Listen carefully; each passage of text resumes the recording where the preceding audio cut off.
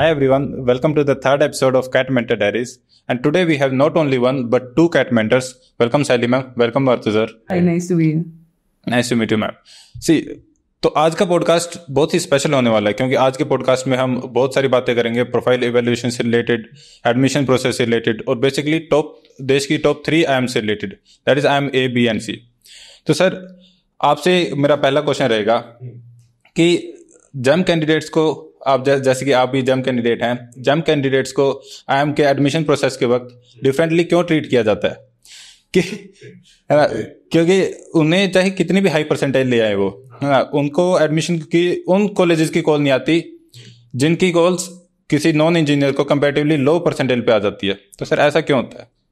देखो, इसमें अगर मैं जाऊंगा तो वो थोड़ा कुछ लोगों को पसंद आएगा, कुछ लोगों को पसंद नहीं आएगा. और उसमें जब मैं भी कैट देता था उस टाइम पे मुझे भी काफी फ्रस्ट्रेशन आता था. ओके, उस टाइम पे ये एकेडमिक डाइवर्सिटी ये नहीं होता था, लेकिन मेरा जो भी परसेंटेज थोड़ा कम था अंडर ग्रेजुएशन में, तो कुछ भी मेरे लिए भी काफी ज्यादा लाने की जरूरत था कैट परसेंटेज. तो उस टाइम पे मैं भी काफी फ्रस्ट्रेटेड होता था, लेकिन मुझे लगा था कि उस टाइम पे मैं अपने आप को बताया था कि देखो ये चीज ऐसा है, उस चीज को मैं बदल नहीं सकता. ओके, तो मेरा जो एनर्जी है ना, वो एनर्जी को मैं इसी में डायरेक्ट कर सकता हूँ ताकि मेरा परसेंटेज जो भी नीडेड है वो जितना हाई हो सके उतना हाई हो ना. वो फ्रस्ट्रेशन तो काफी नॉर्मल है, लोगों के पास होता है, वो मुझे भी समझ में आता है, लेकिन वो फ्रस्ट्रेशन को तुम डायरेक्ट करो इनटू समथिंग जिससे तुम्हारा परसेंटेज थोड़ा ज्यादा हो.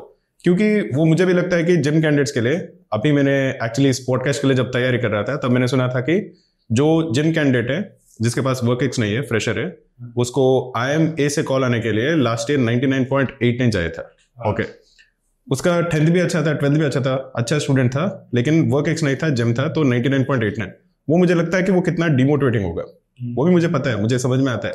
लेकिन मैं सिर्फ जिम स्टूडेंट्स को ये बोलता हूँ कि तुम उस पर ध्यान मत दो, ट्राई टू बी पॉजिटिव. अपने आप को बताओ कि ये परसेंटेज के टाइप मत देखो. जितने सीट्स वहां पे है, अगर तुम नहीं जा रहे तो कोई और जाएगा, कोई और जिम ही जाएगा. तो जिम का सीट्स जो है वो कांस्टेंट है.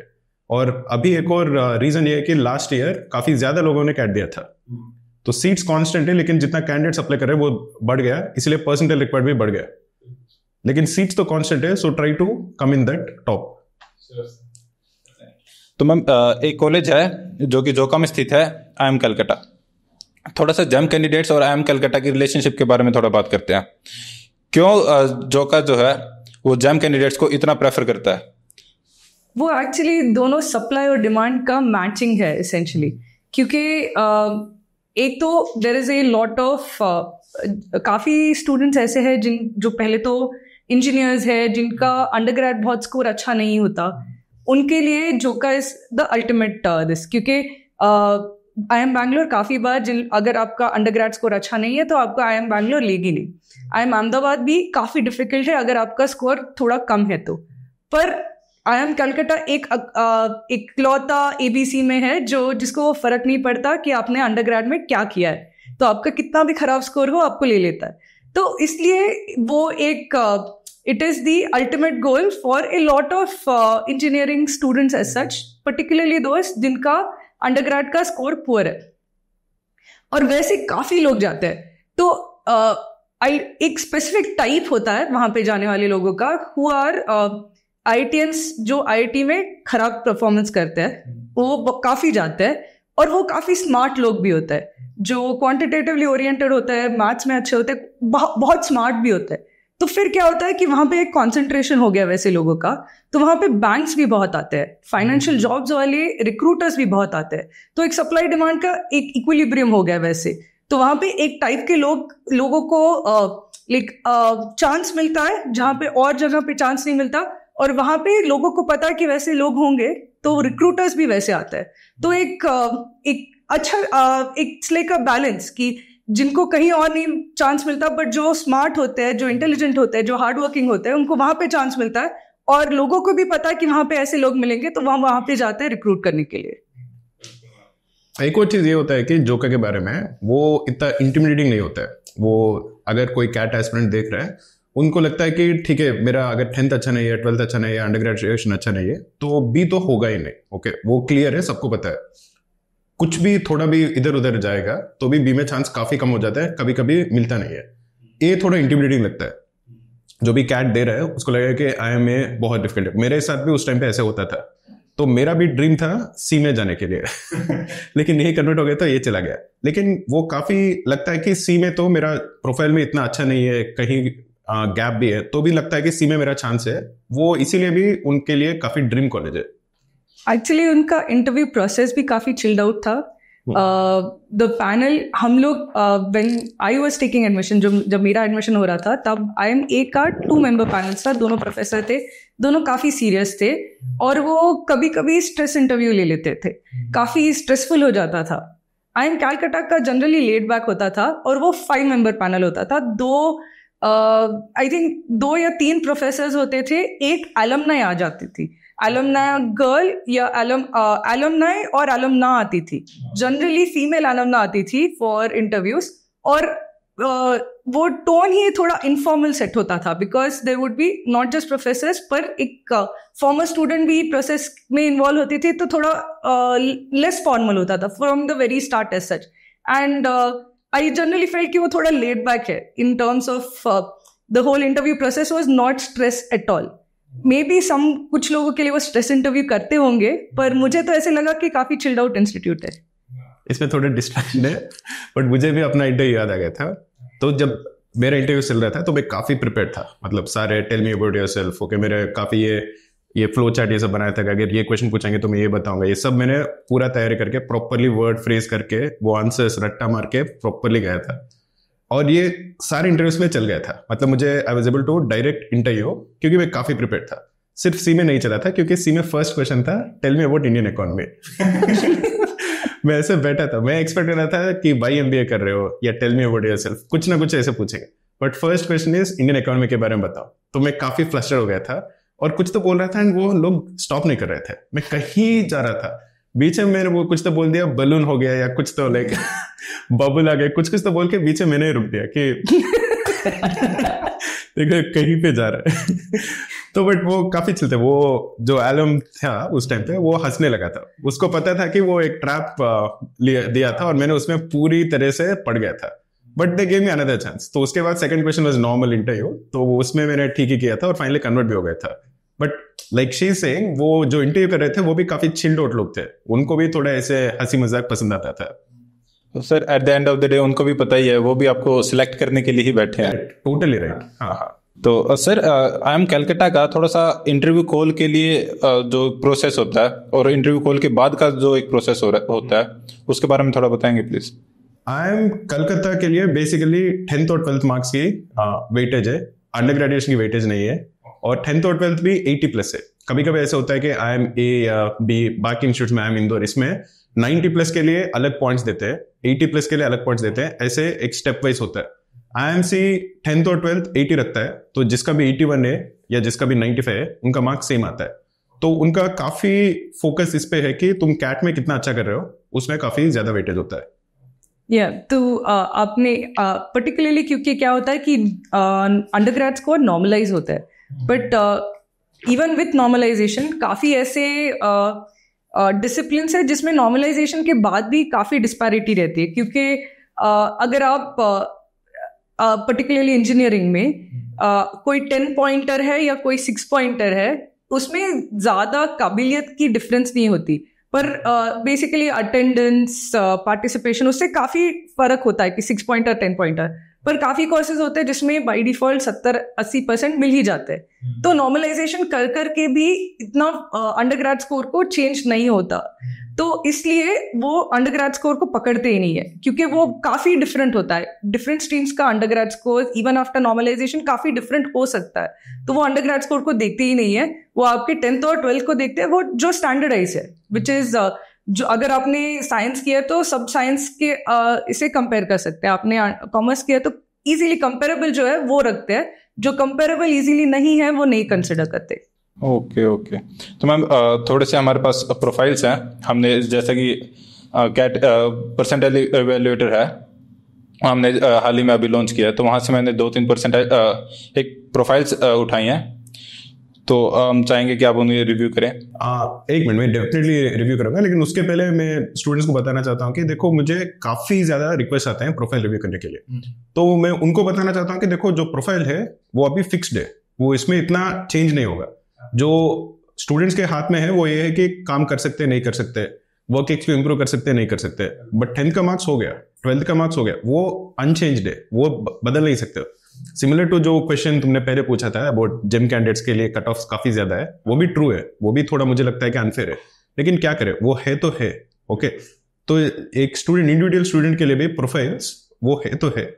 If your profile is very good, very nice. If your profile is not good, you can change it. Only thing that you can change, जो तुम्हारे कंट्रोल में है, वो है कैट का स्कोर।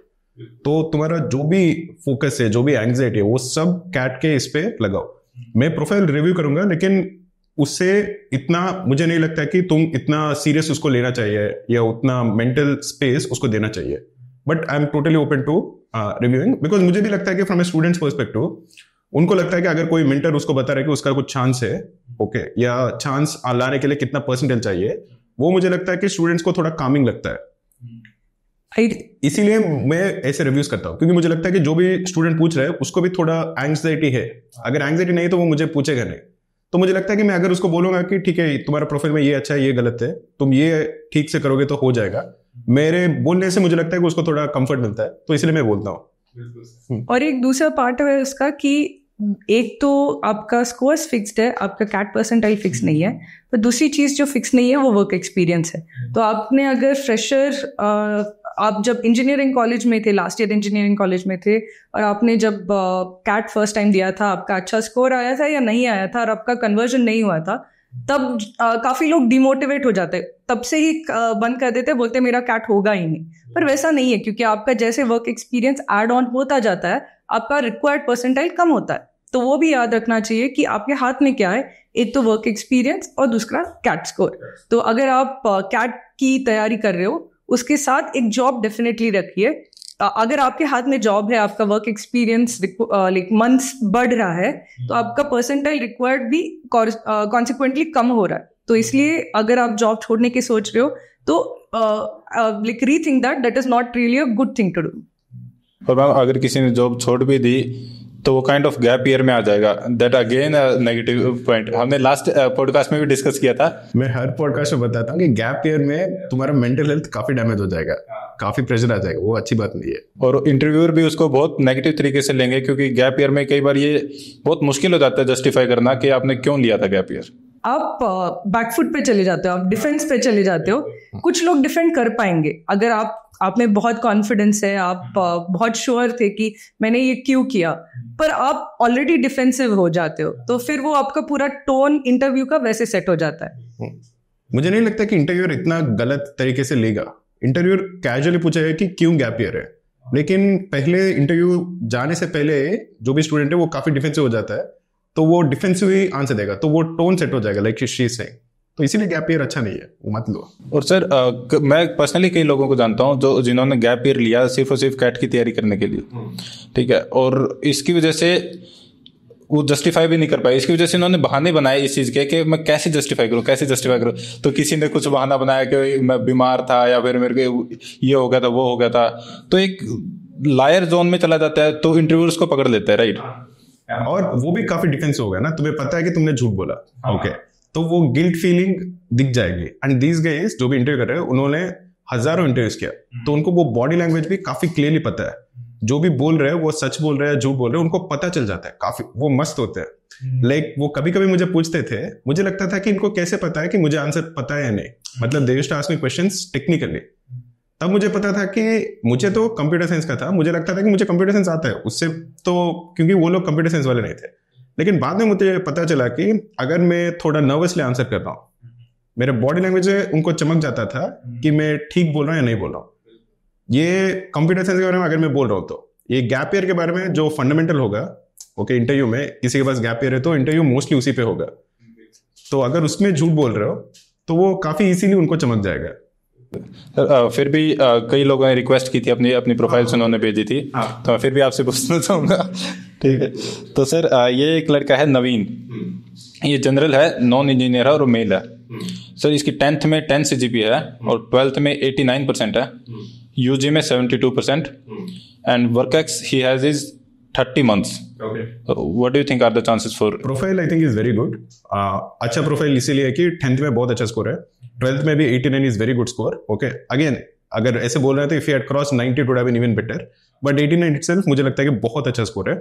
अंडर ग्रेजुएशन में नॉन इंजीनियर है तो 72 को कैसे लो मुझे पता नहीं वो कौन सा डिग्री का है, बट 72 मुझे लगता है कि अच्छा स्कोर है.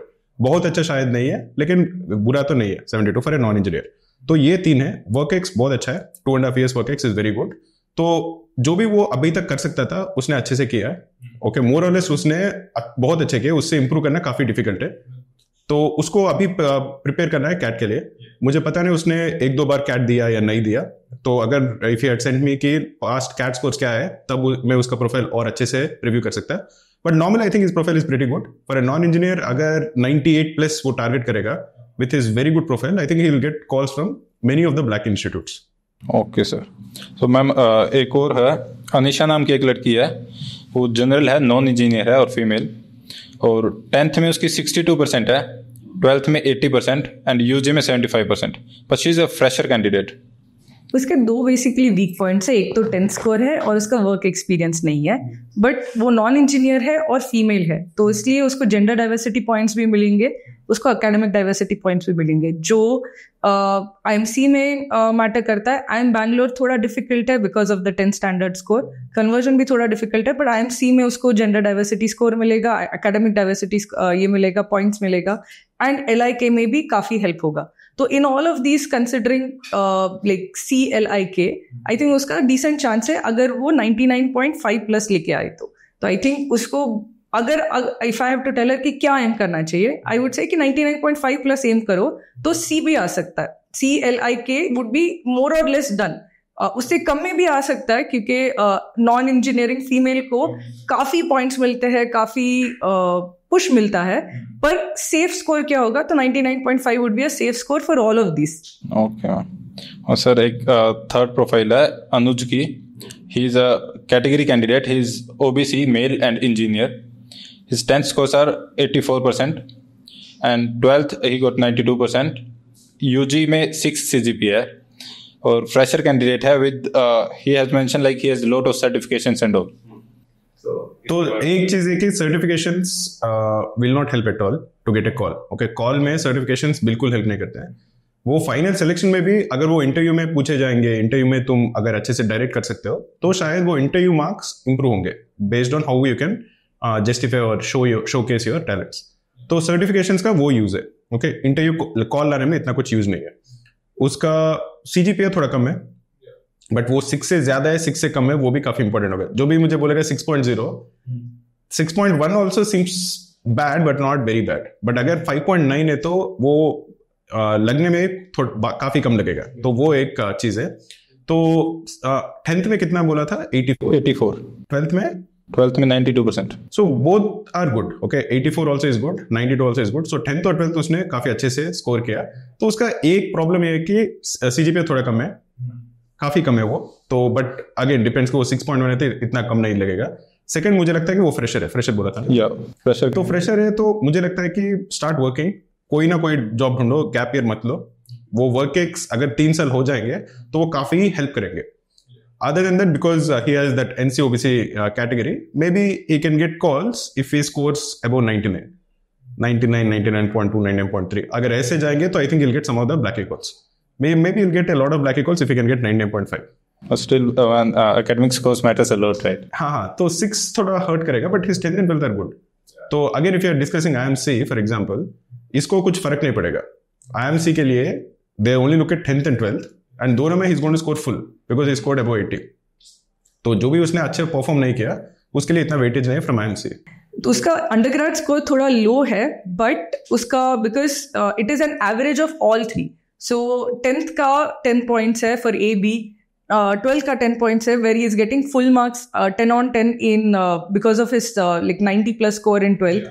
एंड उसका like you'd say that undergrad में he will lose some points, but because it's an average divided by 3, overall it will still not be that bad because the 12th marks will kind of save him from the overall being too low as such. So it is not bad even in terms of his academic profile. The score will be okay, kind of saved by the 12th marks as such. Definitely.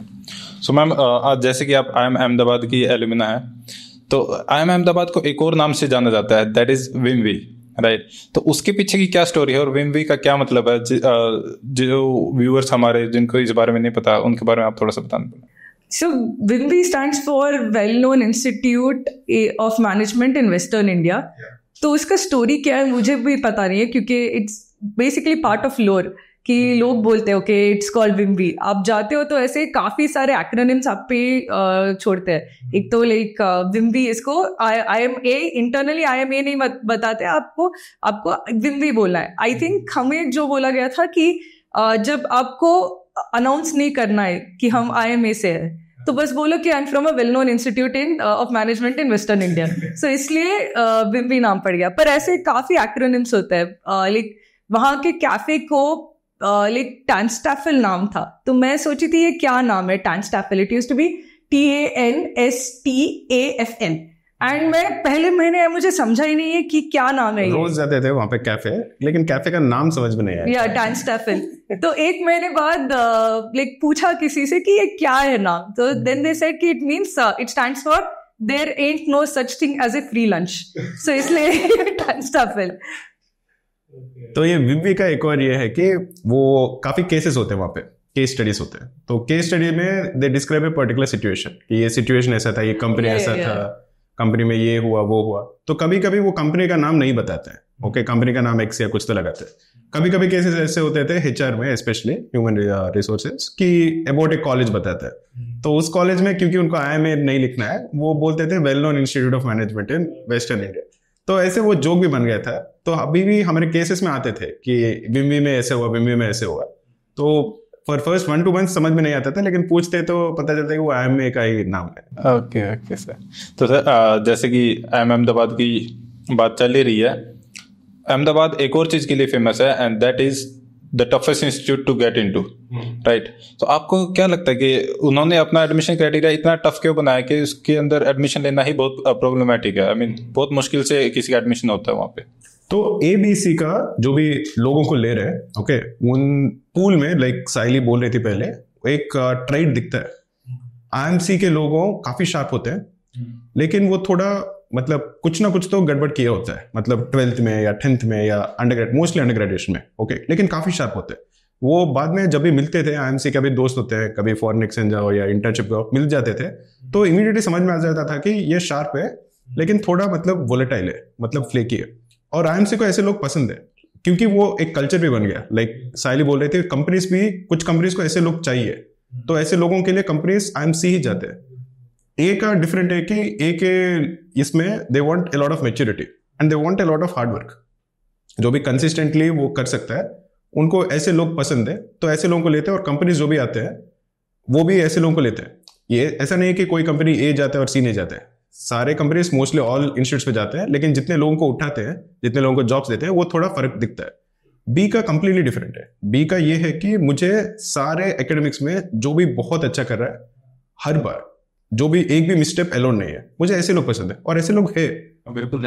तो no but basically वो ऐसे it is I think they also take की batch देखते हैं, batch में कौन अच्छा है, क्या लाइक कैरेक्टरिस्टिक्स होते हैं ना, देखते हैं कि कौन अच्छा स्टूडेंट बनता है और उनके कैरेक्टरिस्टिक्स देखते हैं और फिर अकॉर्डिंगली वो देखते हैं कि ओके अगर हम ऐसे फिल्टर अप्लाई करेंगे तो बेटर स्टूडेंट्स आएंगे। सो आई थिंक उनको बैंगलोर में उनको ऐसे स्टूडेंट्स चाहिए जो हमेशा अटेंडेंस 100% अटेंडेंस रखे, जो टाइम पे सबमिट करे। और ऐसे कौन होते हैं स्टूडेंट्स जिनका एकेडमिक रिकॉर्ड परफेक्ट होता है, वो हमेशा वैसे ही करता है, वो 100% अटेंडेंस रखते हैं, हमेशा टाइम पे सबमिट करते हैं। IMA में भी काफी वैसे बैलेंस होता है, पर फिर इन IMA ऑल्सो देर आर इतना परफेक्ट नहीं होता कुछ। लाइक लोग अगर सबमिशन हो तो आपको आधे लोग तो भागते हुए दिखते हैं कि मैं भाग के सबमिट करूंगा लास्ट सेकंड पे, तो वैसे भी होते हैं आधे, तो एकदम इतना परफेक्शन नहीं होता। IIM कैलकाटा में तो और भी लेड बैक होता है, क्योंकि उनका वैसा कल्चर है, उन्होंने क्या चूज किया है, क्या देखा है, क्या व्हाट दे फेल्ट, क्योंकि ये ऐसे स्टूडेंट चाहिए, तो उनका क्राइटेरिया वैसे है। तो मैम जैसे IIM ABC है ना, अब अगर इनको सब सारे अगर ऐसे चाहिए स्टूडेंट्स जो टॉप हो, 10th top, 12th top, undergrad top, है ना, अगर सारे ऐसे स्टूडेंट्स चाहिए तो मैम फिर एवरेज स्टूडेंट का तो ऐसे ही मोरल डाउन हो जाएगा, है ना, कि अगर इनको ऐसे स्टूडेंट्स चाहिए तो फिर मैं किस लिए तैयारी कर रहा हूँ, राइट। और नो मैटर कितने भी कोशिश कैट में लगाए, कितनी भी मेहनत कैट में लगाए, तो अल्टीमेटली वो तो उन्हीं को प्रेफर कर रहे हैं ना जो 10th में टॉप, 12th में टॉप, जिनका एकेडमिक हिस्ट्री बहुत ही अच्छी रही हो। देखो ऐसा सोचना मुझे लगता है कि थोड़ा पेसिमिस्टिक है, और पेसिमिस्टिक होने से मुझे लगता है कि जितना तुम कर सकते हो वो उससे कम ही करोगे, जितना हार्डवर्क तुम कर सकते हो उससे कम ही करोगे।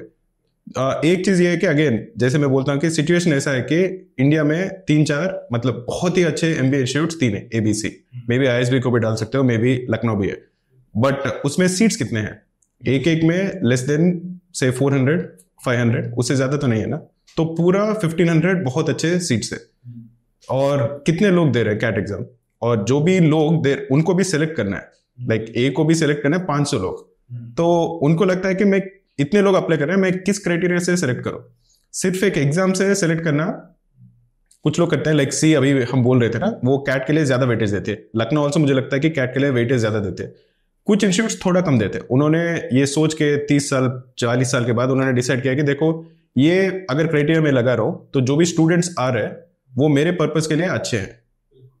तो ये इसका एक ही सॉल्यूशन है कि काफी ज्यादा IIMs हो, काफी ज्यादा सीट्स हो। ऐसा नहीं होना चाहिए कि लाइक मैंने बोला था ना कि एक जेम स्टूडेंट को आई मेक अ कॉल 99.89 पे नहीं मिला, वो मुझे लगता है कि वो क्या सोच रहा होगा। उससे बात किया, उसने बोला कि इस साल मैं 99.95 करूंगा, वो उसका टारगेट है। वो मुझे काफी अच्छा नहीं लगा, क्योंकि अगर वो मेरे साथ होता तो मुझे लगता है कि मैं भी पेसिमिस्टिक हो जाता कि ये इतना फाइट मार के 99.89 लाया और एक शॉर्ट लिस्ट भी नहीं आया। लेकिन वो मुझे लगता है कि उसका एटीट्यूड अच्छा है, वो बोल रहे कि इस बार मेरा टारगेट है 99.95। तो मुझे लगता है कि ऐसे होना चाहिए। पर ये एक्चुअली ये सोच थोड़ा एज मारुति सेड, वो थोड़ा सेल्फ फुलफिलिंग प्रोफेसी हो जाता है कि मुझे मिलेगा नहीं तो तुम पढ़ाई नहीं करोगे, फिर मिलेगा भी नहीं मिलेगा। पर वो एक्चुअली वैसे नहीं है। ऐसा नहीं है कि सिर्फ टॉपर्स IIM अहमदाबाद जाते हैं, क्योंकि ये जो थिंकिंग है ना कि मैं यहाँ पे फिट नहीं करती या मैं यहाँ पे बिलोंग नहीं करती, ये काफी अगर आप IIMA के स्टूडेंट्स में भी जाओगे तो भी आपको काफी लोगों में वो थिंकिंग लगेगा। वो इम्पोस्टर सिंड्रोम बोलते हैं ना, काफी फीलिंग आता है कि मैं यहाँ पे बिलोंग नहीं करती, कि काफी लोग बहुत ज्यादा स्टड है, मैं यहाँ पे फिट नहीं होती। तो इफ यू आस्क, काफी लोगों को ऐसे फीलिंग आता है, but it is not real. क्योंकि अगर आप पढ़ोगे, अगर आप अच्छा कैट स्कोर लेके आओगे, आप PI के लिए प्रिपेयर करोगे, तो आपका स्कोर इनफ होगा to actually get an interview and also convert. और ऐसा नहीं है कि लाइक जो स्टूडेंट्स जाते हैं, 99% of them are with a perfect academic record. In fact I would say 70% of them में कुछ ना कुछ तो कहीं ना कहीं तो कमी होगी ही। 30% होंगे जिनका सब परफेक्ट है, पर बाकी 70% एसेंशियली उन्होंने एक इसमें फाइट मारा है, एक साल में कैट स्कोर पे फाइट मारा है, इंटरव्यू पे फाइट मारा है और कन्वर्ट हो गया है। मेरा academic background is also not perfect, not really कि मैं जब थी तब ना एकेडमिक डाइवर्सिटी नहीं था, जेंडर डाइवर्सिटी नहीं था, पर ऐसे लोग बोलते थे before I went to IIMA, काफी ऐसे लोग जो एडवाइस देते थे बोलते थे कि नहीं, वहां पे तो आधे लोग IIT से आते हैं, नॉन IITians का कोई चांस नहीं है। और वो काफी सेल्फ फुलफिलिंग प्रोफेसी होता था, क्योंकि मैं जिस कॉलेज में थी उनमें से लोग बोलते थे कि अरे ये करने का पॉइंट ही नहीं है, क्योंकि हमें यहाँ पे नहीं ले लेंगे।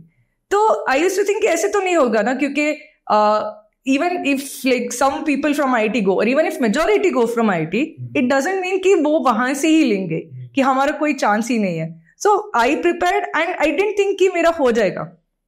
The first time I thought कि मुझे सब शॉर्टलिस्ट आया है, कहीं ना कहीं तो हो जाएगा, L में हो जाएगा, I में हो जाएगा, K में हो जाएगा, A में हो जाएगा, B में कहीं पे तो हो जाएगा। I was just thinking कि कहीं ना कहीं तो हो जाए। बट अगर मैं ऐसे सोच के जाती कि ABC में तो होगा ही नहीं, तो मेरा पूरा like the direction of my preparation सब वैसे होता, और वो नहीं होता। It would have actually been a self fulfilling prophecy कि मेरा I would not fit here, I would not be accepted here. तो वैसे ही होता अगर मैं वैसे सोच के जाती। बिल्कुल बिल्कुल होता है मैम, ये बिल्कुल होता है। एक सर वर्क एक्स से रिलेटेड काफी डर फैला हुआ है। एक मैं कई बार रेडिट वगैरह पे पढ़ता हूँ, है ना, पोस्ट वगैरह देखता हूँ कि भाई वर्क एक्स से रिलेटेड कोई कहता है कि मेरा बहुत कम वर्क एक्स है, कोई कहता है मेरा बहुत ज्यादा वर्क एक्स है। तो इसकी भी कोई एडवांटेजेस एंड डिसएडवांटेजेस होती हैं वर्क एक्स की? अगर किसी का बहुत ज्यादा है तो उसको क्या डिफरेंटली ट्रीट किया जाता है किसी से जिसको? वर्क एक्स का एक मुझे पसंद आता है जो भी वर्क एक्स के बाद एमबीए कर रहा है, क्योंकि उसको थोड़ा कॉर्पोरेट कल्चर पता होता है। जब भी कोई केस चल रहा है या कुछ सिखा रहा है तो तुम उसको समझ पाते हो, तुम उसको टैग कर सकते हो कि उस टाइम पे ऐसे हुआ था, उस टाइम पे कुछ तो इश्यू हुआ था ऑफिस में और मेरे मैनेजर ने उस टाइम हैंडल किया था, वो इधर गलत था या वो सही था, या कुछ ना कुछ तुम्हें अच्छे से पता होगा अगर तुम्हारे पास वर्क एक्स है। अगर तुम डायरेक्टली फ्रेशर के जैसे गए हो या गैप ईयर के साथ गए हो तो वो लर्निंग नहीं होगी। तो वो मेरे लिए जो भी वर्क एक्स करके गया है 1-2 साल करके गया है, तो मुझे लगता है कि वो अच्छे से वो रिलेट कर पाएगा जो भी सिखा रहा है। सेकेंडली मुझे लगता है कि काफी लोगों को डर होता है कि काफी ज्यादा वर्क एक्स हो गया, वो मुझे नहीं लगता कि इतना होगा।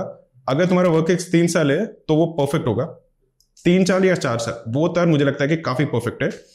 5 साल से थोड़ा इश्यू होगा कि तुम जब ज्वाइन करते हो बैच में तो वहां पे भी थोड़ा डिस्कनेक्ट आता है। तुम्हारे पास अगर 5 साल 6 साल का वर्क एक्स है और वहां पे मेजॉरिटी ऑफ द स्टूडेंट्स जो भी है उनके पास से 2 साल है, तो already age gap of 3-4 years बन जाता है। तो तुम इतना फिट इन नहीं कर पाते हो for all of the things. जो भी वो मस्ती कर रहे हैं, मजा कर रहा है, एट सम पॉइंट तुम्हें लगेगा कि ये थोड़ा बचपना है, वो भी थोड़ा डिफरेंस आएगा। और वो भी again like she saying self fulfilling हो जाएगा। तुम इतने लोगों के साथ इंटरेक्ट नहीं करते हो तो इतना शॉर्टली शायद नहीं आएंगे, वो सब भी है। बट हाँ, no just sorry I'm cutting you off. No, but basically work ex के लिए इतना ज्यादा वर्क एक्स इतना बिग इंपीडिमेंट तो नहीं है। एक बात यह है कि अगर 7-8 साल का वर्क एक्स हो गया तब मुझे लगता है कि तब 2 साल का एमबीए मत करो, क्योंकि जो भी तुम गेन करते हो एमबीए से ओके वो इतना कुछ ज्यादा नहीं है। लोग जाते हैं एमबीए करने के लिए to get a job shift और हायर सैलरी, डिफरेंट थिंग्स। अगर 7-8 साल तुमने कोई कंपनी में काम किया, ऑलरेडी सैलरी काफी ज्यादा है, तो वो हाइक इतना कुछ ज्यादा नहीं मिलेगा। तब consider going for 1 year executive MBA, वो भी अच्छा है। तो 5 साल के बाद मैं बोलूंगा कि उस टाइम पे तुम सोचो, टेक ए कॉल कि do you want to do 2 year MBA या 1 ईयर एमबीए। वो actually I just wanted to add to this कि वो एज मारुति सेड कि आपका खुद का एटीट्यूड थोड़ा शिफ्ट हो जाता है, पर वो काफी चीजों में अफेक्ट होता है। यानी आप एक पार्ट है, important part of going to an MBA in ABC और any of the top institutes is कि आप फ्रेंड्स बनाओ, नेटवर्क बनाओ। आपको लाइक सब लोग पता होने चाहिए और सब लोग आप पता होने चाहिए और आप लाइक यू आर केपेबल, ये पता होना चाहिए। ये काफी इंपॉर्टेंट है इन एमबीए सच। तो व्हेन अगर आपके पास 4 years और 5 years एक्सपीरियंस है, काफी बार they are not able to relate to the rest of the batch. Particularly मैंने दोनों टाइप देखा है। कुछ स्टूडेंट्स होते हैं जिनके ऑलरेडी मैरिजेस हो गए होते हैं, जो 5 साल 6 साल हो गए और उनके they are coming as married students, तो उनका हाउसिंग अलग होता था। For married students they used to get a separate housing with like attached bathroom and all, they used to get a better housing accommodation, and other students used to live in dormitory. तो I have seen people with those married housing जिन्होंने effort डाला कि मैं I will make connections, I will make sure that I relate to the rest of the batch, I make friendship with the rest of the batch. तो वो लोग actually were able to like घुल मिल गए थे, उनका अच्छा network भी हो गया था। पर काफी लोग थे जो मैरिड थे, ओल्डर थे, जिन्होंने बोला कि नहीं, मुझे इन लोग के साथ अभी I don't want to mix with them. और ऐसे कभी कभी लाइक हम लोग when we have group discussions और व्हेन यू लाइक कभी कभी डिबेट होता था क्लासरूम में, when you discuss a case, तो कुछ स्टूडेंट्स होते थे जिनके पास बहुत एक्सपीरियंस होता था, तो वो ऐसे लाइक शू करते थे कि तुमको कुछ पता ही नहीं है। तो वैसे करोगे तो लोग तुमको like will not like it, तो फिर डिस्कनेक्ट होता है रेस्ट ऑफ द बैच। तो आपके बिहेवियर पे बहुत डिपेंडेंट है कि अगर आप बहुत सारा वर्क एक्स लेके जाओगे भी, आपको वैसे बिहेव करना है कि मुझे बाकी सब बैच से दोस्ती बनानी है। I have to relate to everybody and I should not come with this baggage कि मुझे बहुत ज्यादा एक्सपीरियंस है, मुझे पता है, तुमको नहीं पता है। अगर वैसे लेके आओगे तो फिर it will be difficult, otherwise you can fit in very well as such. You know that she was talking about one particular guy, right? No. 15 years later, yeah. Okay. So ma'am एक और था, मेरी अभी actually 2-3 दिन पहले ही एक लड़के से बात हो रही थी। वो कह रहा था कि जो क्वालिटी ऑफ वर्क एक्स के भी कुछ पॉइंट्स होते हैं आईएम्स में। वो कह रहा था कि मान लो जो बंदा किसी बड़ी एमएनसी वगैरह से वर्क एक्स लेके जा रहा है और कोई बंदा कोई छोटी प्राइवेट कंपनी से वर्क एक्स लेके जा रहा है, तो उनको डिफरेंटली ट्रीट किया जाता है एडमिशन प्रोसेस के वक्त। क्या किसी आईएम्स में ऐसा कुछ होता है? See objectively there is no difference. Okay, अगर वर्क एक्स का सर्टिफिकेट है, मतलब offer slips, pace offer letter, pay slips, ये सब है, तो वर्क एक्स से जो भी पॉइंट्स है वो एग्जैक्टली सेम होगा। डिफरेंस इसमें आ सकता है कि इंटरव्यू में थोड़ा सब्जेक्टिव होगा। इंटरव्यू में अगर कोई बोलेगा मैंने मैकेंजी में काम किया 2 साल, ओके, तो शायद ऐसा हो सकता है कि interviewer also is impressed because McKinsey also mean something, no. उसको लगता है कि ठीक है, इसने कुछ अच्छा पढ़ाई किया होगा 10th या 12th में, उसका कम्युनिकेशन स्किल्स अच्छे होंगे, तो वो डेफिनेटली वो इन्फ्लुएंस करेगा marks of the interview, because the interviewer himself might be impressed. तो बहुत बड़ा नाम से अगर कर रहे हो तो इंटरव्यू में अच्छा स्कोर करने का चांसेस है। लेकिन again it is not always true. एक छोटा कंपनी में भी अगर तुम फर्स्ट एम्प्लॉय हो एक स्टार्टअप में और तुमने काफी कुछ किया और स्टार्टअप कैसे चलता है तुम्हें एग्जैक्टली पता है और तुम वो बता सकते हो इन द इंटरव्यू, तो again the interview will be very impressed if you tell him कि देखो ये मैंने किया, कंपनी उस टाइम पे सिर्फ 5-6 लोग थे, अभी कंपनी में से 100 लोग हैं और मैंने उस टाइम से उसका ग्रोथ देखा और उस ग्रोथ में इतना कंट्रीब्यूट किया, तो भी इंप्रेस हो सकते हैं। तो इसमें कुछ डिफरेंस नहीं है। एक्चुअली वो depends on how you speak, how you present it. तो I will give my example. I had gone in, so after college में फाइनल ईयर में मुझे मेरा I didn't get any calls, so I had joined Lehman Brothers I had joined in June of 2008, just before it filed for bankruptcy.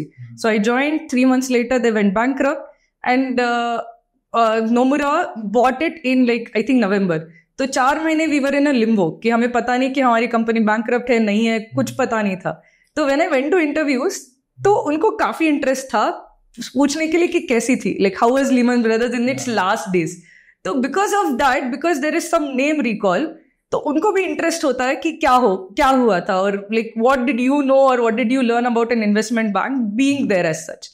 तो वो एक help था because they were genuinely interested in what I was doing because they knew the company name और what had happened essentially.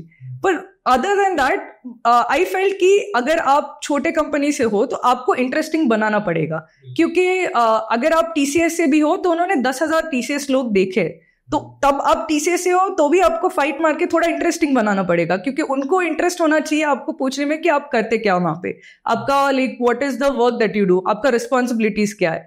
क्योंकि वो अगर दिन में 100-200 इंटरव्यू ले रहे हैं, वो सेम सुनते रहते हैं, तो आपको इंटरेस्टिंग बनाना पड़ेगा। आप जो काम करते हो उसको आपको पहले तो पैशन दिखाना पड़ेगा, आपको कुछ लर्निंग दिखाना पड़ेगा। अगर आप वो दिखा सकते हो तो they will be interested, otherwise नाम बड़ा हो या छोटा हो it will be kind of boring and तब that would actually hurt you.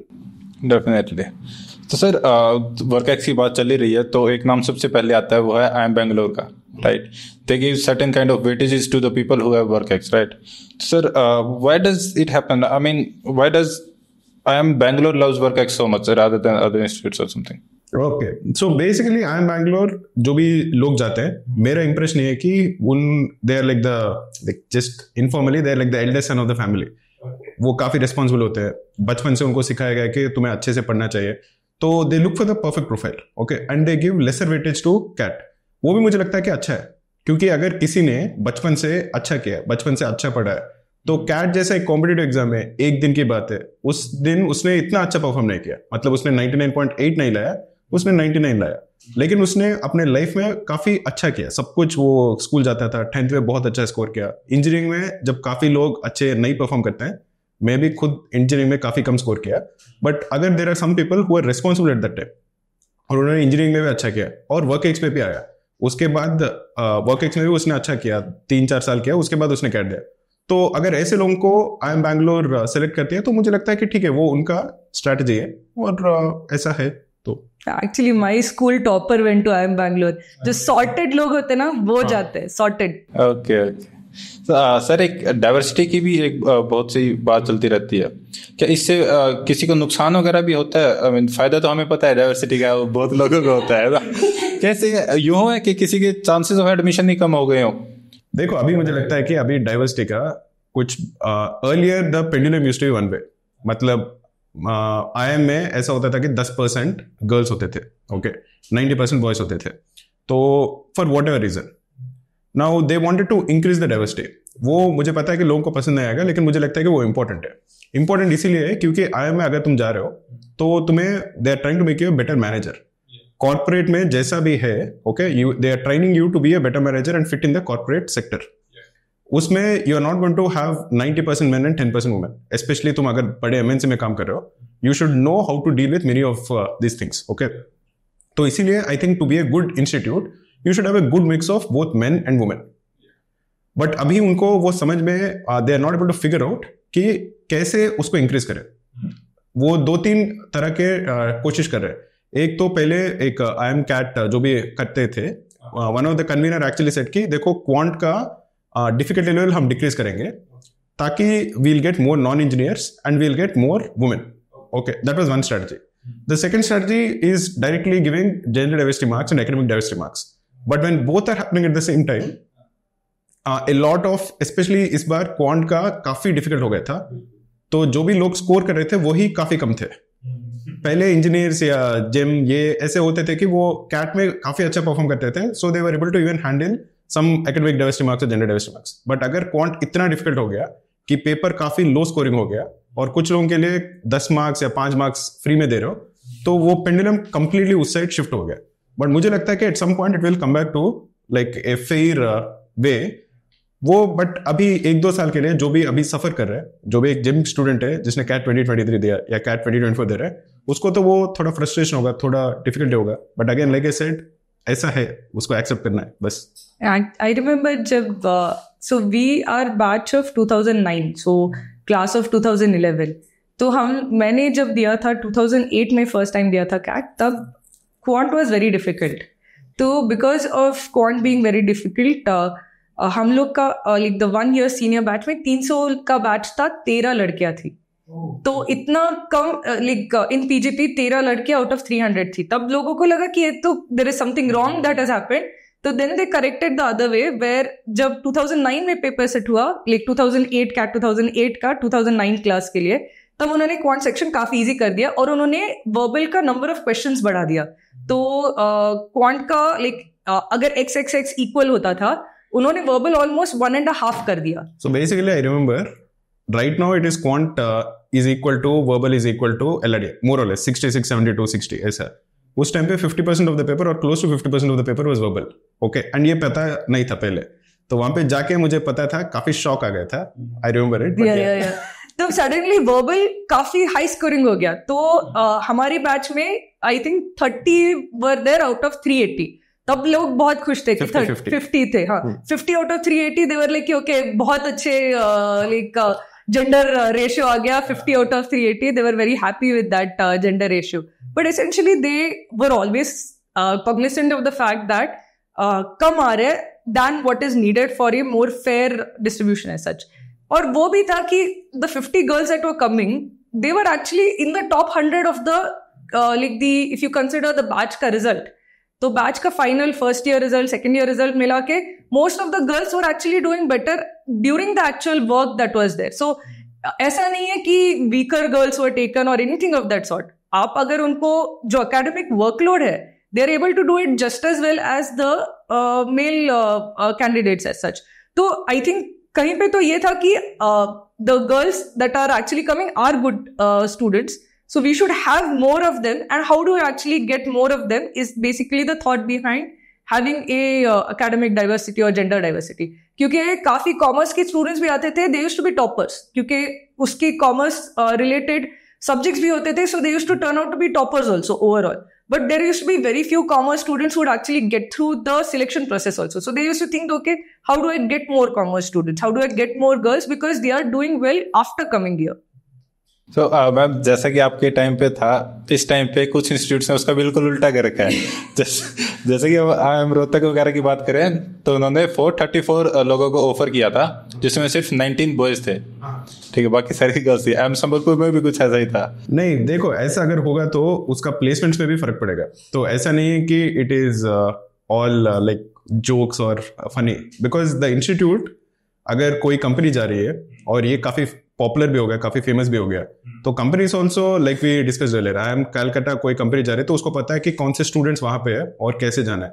तो कंपनीज ऑल्सो मुझे लगता है कि वो if that continues for a few years, तो प्लेसमेंट्स में भी मुझे लगता है कि थोड़ा फर्क पड़ेगा. So definitely it is not a good strategy to have this much kind of. हाँ, because the problem is they made a policy. ऐसा नहीं कि they have selected, they just put ये filter कि ये चाहिए ये चाहिए ये चाहिए. उन्होंने सोचा था कि अगर मैं ये फिल्टर्स लगाऊंगा तो मुझे 50% बॉयज 50% गर्ल्स मिलेंगे. लेकिन इस साल का कैट, वो एकेडमिक डाइवर्सिटी, ये सब होने के बाद वो जो भी फिल्टर्स लगे उस फिल्टर में सडनली आ गए थे 95% गर्ल्स. और वो मुझे नहीं लगता कि इतना उनके उस कॉलेज के लिए भी इतना अच्छा पीआर है, क्योंकि मुझे लगता है कि उसमें थोड़ा इशू होगा. बैच का डाइवर्सिटी, बैच का स्ट्रेंथ, हम after you go in basically then they start making a pamphlet to send it to every recruiter कि वो बैच आपका प्रोफाइल मांगते हैं, आपने क्या किया, क्या पढ़ा है, वो ऐसे you have to write a small description and a book is printed and it is sent to recruiters. तो अगर आप रोहतक का बुक देखोगे तो अगर वो रिक्रूटर के पास जाएगा, रिक्रूटर क्या सोचेगा वो बुक देख के? वो बोलेगा कि should I go and hire from there or should I not? Depends on what they want, right? So if they don't see a lot of engineers there, a lot of men there, a lot of equal distribution there, so they will also think ki should I actually go there and hire or should I not go and hire. So it is not a good policy to have a very skewed this as such. In both ways it is not good to have a very skewed this. Your batch profile जो आपका batch का book जाता है, it should convince a recruiter कि आप you should go to that, कि आपको balance recruiting हो सकता है.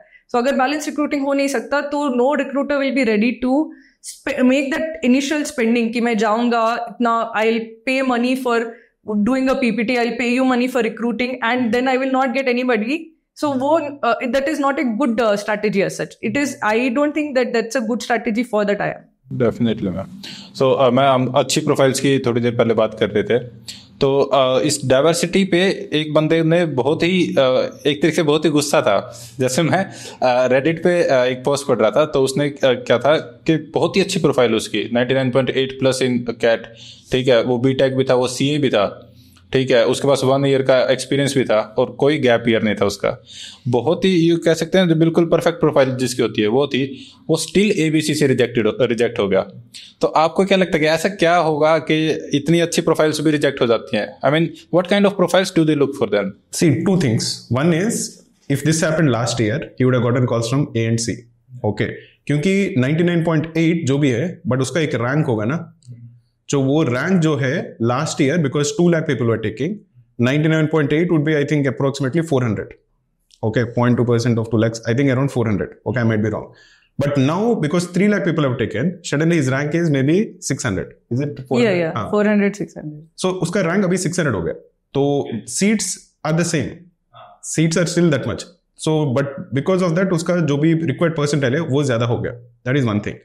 Second, अगर उसका academic profile अच्छा है, वो सीए है और अभी गैप ईयर नहीं वर्क कर रहा है, तो all I would advise him is just work for another 2 years and again take CAT and again get 99.8. This time he's definitely going to get call from B and because he'll get work ex points, उसको A और C से भी mostly calls आ जाएंगे. तो अभी जो तुम्हारे हाथ में है वो करो. अभी तक अगर उसका प्रोफाइल अच्छा है तो जो भी वो कर सकता था उसने कर लिया.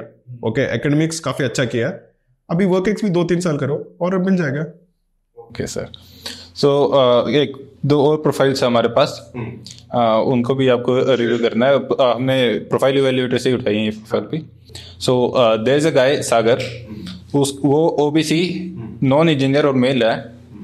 उसकी 10th में 9.6 है, 12th में 91% एंड यूजी में 5.4 और उसके पास वर्क एक्स है 3 years का. So what do you think about? देखो ये नॉन इंजीनियर है ना, तो नॉन इंजीनियर के लिए फर्स्ट ऑफ ऑल 10th और 12th इसने बहुत अच्छा किया. Okay, 90+ fantastic. नॉन इंजीनियर है वो डेफिनेटली उसको हेल्प करेगा. उसका सीजीपीए मतलब वो ग्रेजुएशन स्कोर थोड़ा कम है, बट वो भी डिफरेंट कोर्सेज के लिए डिफरेंट लगेगा. 5.4 मुझे लगता है कि कोई भी कोर्स में वो थोड़ा कम ही है, but 5.4 in BTech is different from 54 in BCom. Okay, because BCom में वेरी फ्यू पीपल एक्चुअली, हाँ, स्केलिंग इज डिफरेंट. तो मुझे नहीं लगता कि वो इतना गंदा है जितना लोग सोचते. ओवरऑल उसका प्रोफाइल मुझे काफी स्टेबल लग रहा है, मतलब 30 months का 3 years का अराउंड दैट वर्क एक्स भी है, तो that also is very good. OBC भी है, वो भी हेल्प करेगा.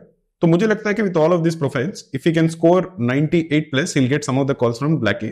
Okay, if he can cross 99, based on कौन सा स्ट्रीम है, वो नॉन इंजीनियर है लेकिन कौन सा स्ट्रीम है उस पे हिसाब पे डिपेंड करेगा। But I think safe score is 98.5। अगर वो ला सकता है तो will get a lot of shortlist. Alright. So ma'am एक और है, एक लड़की है साक्षी, वो जनरल है, नॉन इंजीनियर फीमेल। उसकी 10th में 10 CGPA है, 12th में 68% और यूजी में 8.4। बट उसकी 3 साल का गैप है because she was preparing for government exams. Okay. So there are two weaknesses. One is the 12th score and one is the lack of work experience. दो चीजें काफी अच्छी है. Even the undergrad score is good. 10th score is perfect. तो दो चीजें are good. दो चीजें are not good. She is getting academic diversity points and gender diversity points also. तो उनकी वजह से उसका स्कोर थोड़ा एवरेजिश प्रोफाइल हो जाता है. A is averaging out B. थोड़ा एक हाई है दूसरा लो है, तो overall it is an averageish profile as such. So she is general, right? So with general I would say that अगर उसको ब्लैक की कॉल चाहिए, अगर LIK कॉल्स चाहिए, आई would say that she will need 99.2 just to overcome the slightly averageish profile that is there and the weaknesses that are there. There are some within also LIK and this where काफी लोग 12th का score लेते नहीं है कुछ इसमें, तो there she might actually benefit because if they are not considering 12th score, they are considering only 10th और अंडरग्रेड, सो उसका दो काफी बढ़ जाएगा. When it comes to gap years, वो इंटरव्यू कॉल्स में नहीं, इंटरव्यू कॉल्स लेने में it won't affect you, but you have to then explain it to the interviewer. So you have to prepare a nice answer. A lot of people are there who have gap years, basically who have prepared for UPSC, and this is actually the biggest chunk of people who have like extended gap years. अगर extended gap year है तो interviewer आपको खुद ही बोलेगा कि आप UPSC के लिए prepare कर रहे थे क्या, क्योंकि it is a very trademark this, and these guys are good students, so the interviewer is not necessarily like biased against them, because many of these students who have like taken that decision कि मैं 3 साल UPSC की पढ़ाई करूंगा या 4 साल UPSC की पढ़ाई करूंगा, they are actually good students. Yeah. So they don't want to discriminate against them. So it's not going to be that difficult to actually convince the interviewer ki I am a good student. But you have to prepare for that. You have to essentially make a good answer for that. And you have to essentially also say why you went for UPSC and why you are leaving UPSC preparation. क्योंकि वो भी वैसे बोलेंगे कि okay, you took the decision to go for UPSC, but now you're leaving it. You might actually regret it later. So why exactly are you leaving that and why are you coming for CAT also? You have to prepare for those two answers as to why you took that decision to go there and why you're leaving. But if UPSC was the reason, you would not actually be as affected as you would if you were like taking a gap year just to prepare for CAT, because UPSC is a well-respected exam and many good students are there in your cohort of students who have taken that kind of gap year. So you will actually not be discriminated against. This is in fact a fairly good reason why you have a big gap this asset. बल्कि हमारे पास तो एक live example था राणा देव का, है ना, वो भी उसके पास भी गैप ईयर था because of UPSC and he ended up in IIM Calcutta, right? So ये जस्टिफाइबल होता है, काफी जस्टिफाइबल होता है. देखो, जब भी एक स्टॉप लॉस जैसा होता है, मतलब तुम कोई ट्रेड कर रहे हो स्टॉक मार्केट में, अगर वो नीचे जा रहा है तो तुम एग्जिट करोगे और जो भी पैसा है वो बचाओगे, उसको स्टॉप लॉस बोलते हैं. तो UPSC के लिए तुमने 2 साल दिया और अगर वो नहीं चल रहा है तो तुम अगर मेच्योरिटी है कि मैं वो स्टॉप लॉस करूंगा, कट लॉस करूंगा और वापस आ जाऊंगा कुछ और करने के लिए, वो भी मेच्योरिटी दिखाता है. सो भी इंटरव्यू पैनल ऑल्सो बोलेगा कि ठीक है तुमने 2 साल के बाद बंद कर दिया, अभी कुछ और कर रहे हो, वो भी इतना कुछ बोलेंगे नहीं. आप like Rana Dev is also a very good student. Like आप देखोगे उसको, आपको पता चलेगा कि वो होशियार बंदा है. तो अगर वैसे है, और काफी जो लोग UPSC से आते हैं, they are low on confidence but they are smart guys, so even the professors are biased rather against them, they are rather biased towards them as such. तो वो इतना हर्ट नहीं करेगा इन इंटरव्यू. जो भी जिसको भी पता नहीं है, राणा देव यहाँ पे काम करता था. he was a content manager at Krakow. Before joining Krakow he did UPSC preparation for a couple of years. He couldn't get into UPSC, so he joined Krakow, and then this year he did very well. 9.8 कुछ आया था, 8.7 या 8.9 कुछ, and he converted IMC. So sir, जैसे कि आज की podcast में हमने काफ़ी सारी प्रोफाइल्स को इंक्लूड किया है. ये प्रोफाइल्स हमने कैट प्रोफाइल इवेल्युएटर से उठाई हैं. तो सर थोड़ा सा आप बताएंगे कि क्या है ये कैट प्रोफाइल इवेल्युएटर और ये स्टूडेंट्स को किस तरीके से हेल्प कर सकता है? तो बेसिकली जैसे तुम्हें पता है, जैसे स्टूडेंट्स जो भी हमारा चैनल देख रहे हैं उनको भी पता है, हमें काफ़ी रिक्वेस्ट आते हैं प्रोफाइल रिव्यू करने के लिए. तो इतने रिक्वेस्ट आते हैं कि उसको एक्चुअली रिव्यू करना थोड़ा डिफिकल्ट है, थोड़ा कठिन है। तो हमने एक टूल बनाया था जिसमें हम आपके प्रोफाइल्स को लेते हैं, मतलब 10th में कितना आया, 12th में कितना आया, ये सब हम लेके हम स्टोर करते हैं, और उनमें से मैं कुछ लोगों का प्रोफाइल्स रिव्यू करूंगा और कुछ लोगों का हम एक वीडियो दिखाते हैं जो भी उनका प्रोफाइल के सिमिलर बाकी प्रोफाइल से, वो एक प्लेलिस्ट है, आपको डायरेक्टली दिख जाएगा। अपने प्रोफाइल अगर आप सबमिट करोगे तो आपको एक जो भी बाकी रिव्यूज है जो मैंने किया था, प्रोफाइल जो सिमिलर टू योर्स है, तो वो वीडियोस आपको दिखेंगे, तो आपको पता चलेगा कि उनके ऐसे प्रोफाइल्स के बारे में मेरा रिव्यू क्या होता है। तो वो प्रोफाइल इवैल्यूएटर टूल है। It is basically collecting your information and showing you profile reviews of people who have a similar profile as yours. So एक लास्ट क्वेश्चन है मेरा अभी आपके पास, कि जो बच्चे अभी 2024 की नहीं, कैट 2025 और 2026 की प्रिपरेशन कर रहे हैं, जो अभी इस वक्त मोस्ट प्रोबेबली कॉलेज में ही होंगे, तो वो क्या चीजें अपनी प्रोफाइल में इंक्लूड कर सकते हैं जिससे उनकी इंटरव्यूज में आगे जाके हेल्प हो जाए? तो एक चीज ये है कि अगर तुम कॉलेज में हो तो पहला तुम अच्छे से पढ़ो। ओके, जो भी वेरिएबल्स हम बता रहे थे ना एकेडमिक प्रोफाइल में, उसमें you have one more control कि लास्ट सेमेस्टर या लास्ट 2 सेमेस्टर्स का स्कोर्स जितना इंप्रूव कर सकते हो वो अच्छा है, वो एक करो।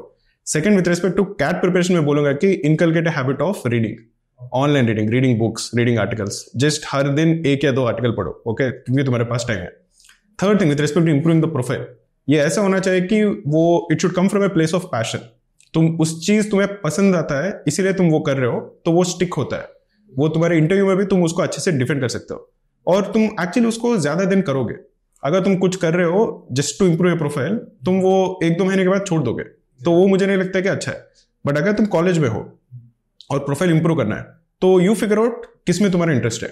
अगर मैं कॉलेज में था और किसी ने मुझे ये एडवाइस दिया, तो मैं सोचता कि मुझे किस में इंटरेस्ट है। मैं सोचता कि ठीक है, मुझे चेस में इंटरेस्ट है, ओके, मैं इतना अच्छा चेस प्लेयर नहीं हूँ, थोड़ा अच्छा चेस प्लेयर हूँ लेकिन बहुत अच्छा नहीं, तो मैं इसको एडवाइस को लेता और बोलता कि ठीक है, मैं अभी कोई भी टूर्नामेंट मेरे आसपास में हो रहा है तो मैं वो टूर्नामेंट जाता, मतलब हफ्ते में 1 बार या महीने में 1 बार, 1-2 बार। तो अगर ऐसा महीने में 1 बार भी अगर मैं जाता, तो by the time interview comes, I would have participated in 10-15 tournaments and I would actually become a better chess player.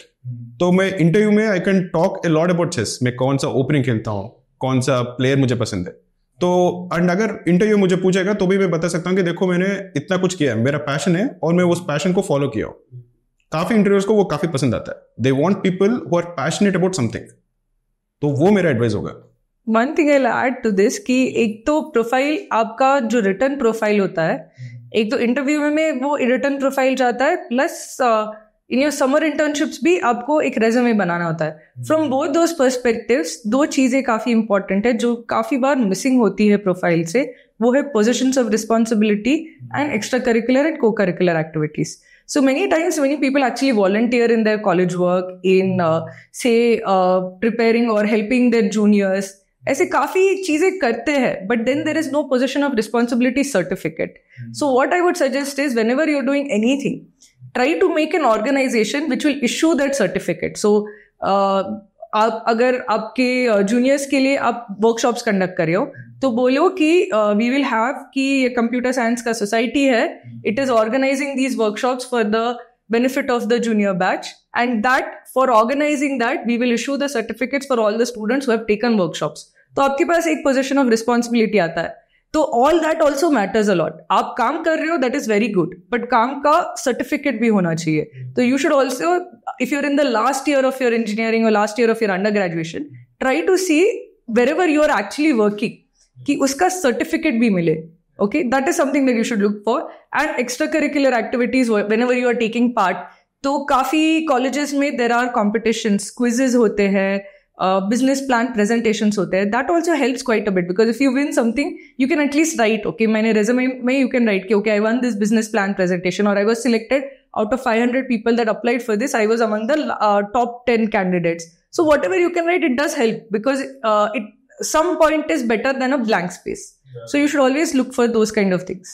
हमारे पास एक कंटेंट मैनेजर होता था, ओके, वो he stayed with us for 2 years.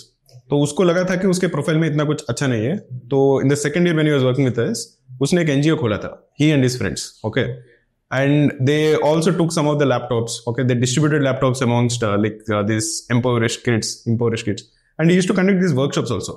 मतलब महीने में एक बार वो बच्चों को बुलाता था जो भी आसपास के सम्स थे और उनको बेसिक कंप्यूटर एजुकेशन बताता था। तो वो थोड़े बच्चों को थोड़ा हेल्प किया और उसका काफी अच्छा प्रोफाइल भी बन गया था। तो वो इस एनजीओ के बारे में काफी इंटरेस्ट में बताया था, उसने काफी कॉलेज कन्वर्ट भी किया था। तो उसको एक रियल लाइफ एग्जाम्पल भी मिल गया, उसको पता है कि वो एक्चुअल ग्राउंड रियलिटी जो है वो पॉवर्टी का, उसका भी उसको एहसास हुआ और उसका प्रोफाइल भी अच्छा हुआ। तो दोनों के लिए वो अच्छा था। And he converted IIM Ahmedabad. So he had basically he had, I think, 99, just about 99 percentile, and he was not sure whether he would ever convert the top IIM. So when we first met him, he was essentially asking कि मैं ये फिर से दूं कि ना दूं, कि करूं कि ना करूं, कि कोई point नहीं है. Then after he started giving, the first time he gave again, I think he didn't score that well. After he got 99.2 or something. He converted IIM Kozhikode. मैंने उसको बोला था कि ज्वाइन कर लो, IIM Kozhikode आ गया। लेकिन वो हमारे साथ 6 महीने काम किया था और उसको पता था कि उसके प्रोफाइल में क्या लैकिंग था। उसका 10th और 12th अच्छे थे, लेकिन वो थोड़ा अंडर कॉन्फिडेंट था। कैट उसके लिए बहुत डर होता था। कैट मतलब ये कॉम्पिटिटिव एग्जाम है, मैं कैसे स्कोर करूंगा। बट उसने जब हमारे साथ काम किया उसको पता लगा था कि इतना कुछ डिफिकल्ट नहीं है, और एक बार उसका इंप्रूवमेंट भी आया था। वो 97 से 99.2 तक चला गया था। तब उसने बोला था कि नेक्स्ट ईयर मैं दूंगा और इस बार मैं ISB भी दूंगा, क्योंकि उसको लगा था कि ISB प्रोफाइल बेस्ड होता है। तो वो इतना कैट जैसा, it is not one day, एक दिन तुम क्या करोगे। तो उसका ये सेकंड ईयर में गोल था कि मैं ISB कन्वर्ट करूंगा, उसके लिए एक अच्छा प्रोफाइल बनाऊंगा। तो ये NGO ये सब वो करता था, GMAT भी दिया था, अच्छे से स्कोर हुआ था, ISB भी कन्वर्ट हो गया था। लेकिन सेकंड ईयर जब वो हमारे साथ कर रहा था तो उसका कैट स्कोर मॉक जो भी देता था 91, 99, 99.1 ऐसा आता था। But 1-2 months after he ditched IIM Kozhikode, उसका कॉन्फिडेंस भी काफी ज्यादा आ गया था। तो 99.95, 96 सडन शिफ्ट आ गया था। वो बेसिकली कॉन्फिडेंस था। तो next year he converted everything, ISB, IMA, BC, everything he converted. So thank you so much guys for being here and it was pleasant talking to you. इस podcast को यहीं हम खत्म करते हैं। अगली पॉडकास्ट में आपके लिए और ज़्यादा इन्फॉर्मेशन के साथ आएंगे।